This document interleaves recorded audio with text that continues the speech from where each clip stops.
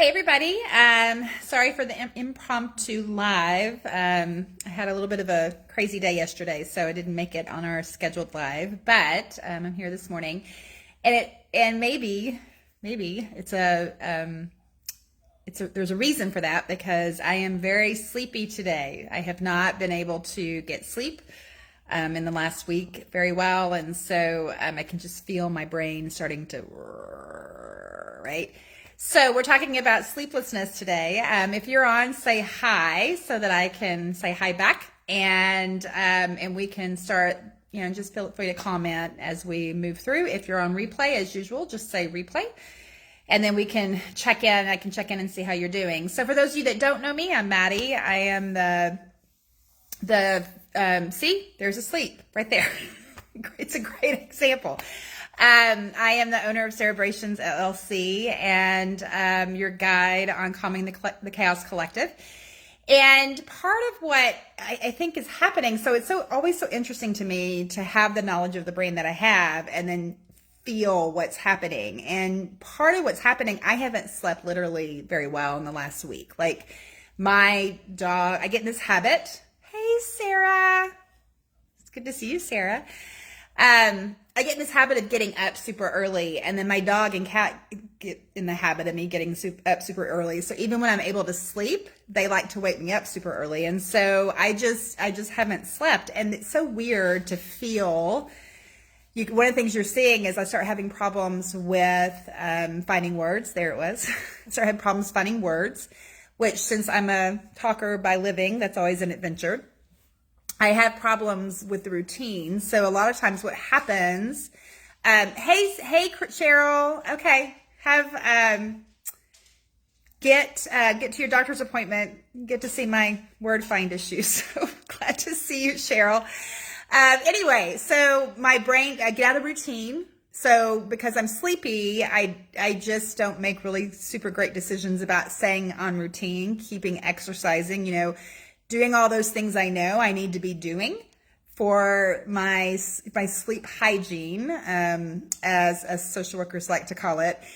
And then I start getting irritable and I start getting grumpy. So it's just this cycle. And one of the things I would love to put in the comments is what kinds of things do you see in your own self when you start getting sleepy? Like what is that when you're not getting good sleep?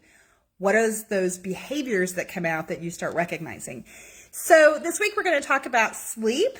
I don't particularly like this subject because it's something that I really struggle with, to be honest with you, which is why I probably should talk about it.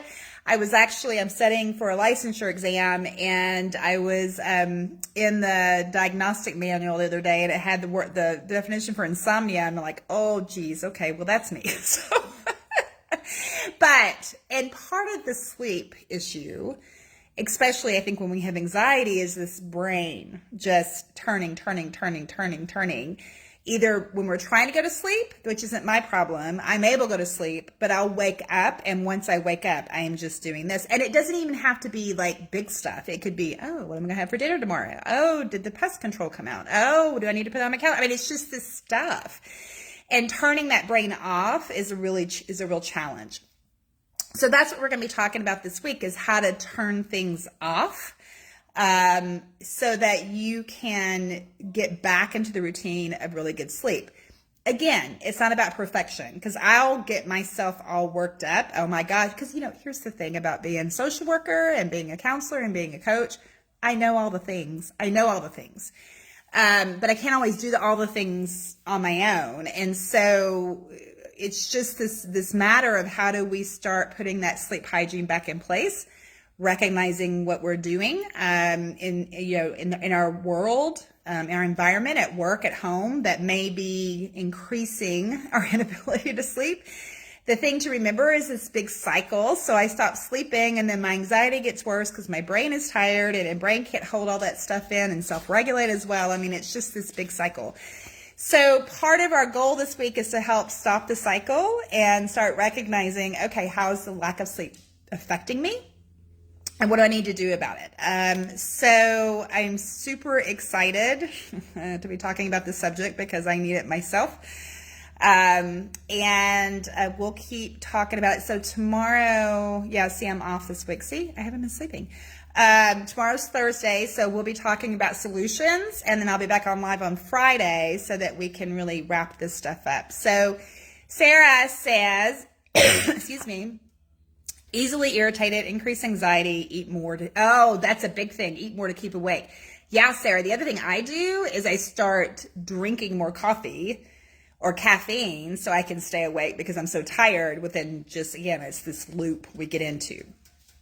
So it's our job this week is to figure out how to get out of that loop so that we can get good sleep, manage our anxiety better, reconnect with God, because that's the other thing that happens a lot of times is when I'm too sleepy, I don't have the brain power to try to connect with God. And excuse me. And that's part of that difficulty too. So, guys, it's great to see you. Again, if you're watching this on replay, put replay in the comments. I will be sending out an invite to the event that I'm having in the next couple of weeks for managing anxiety and trying to figure out how do we put all this stuff together. We've been talking about this stuff for a while, but how do we put it all together for intentionality? Okay. All right, guys, talk to you later. Thanks. Bye. See if I can finish while I'm coughing.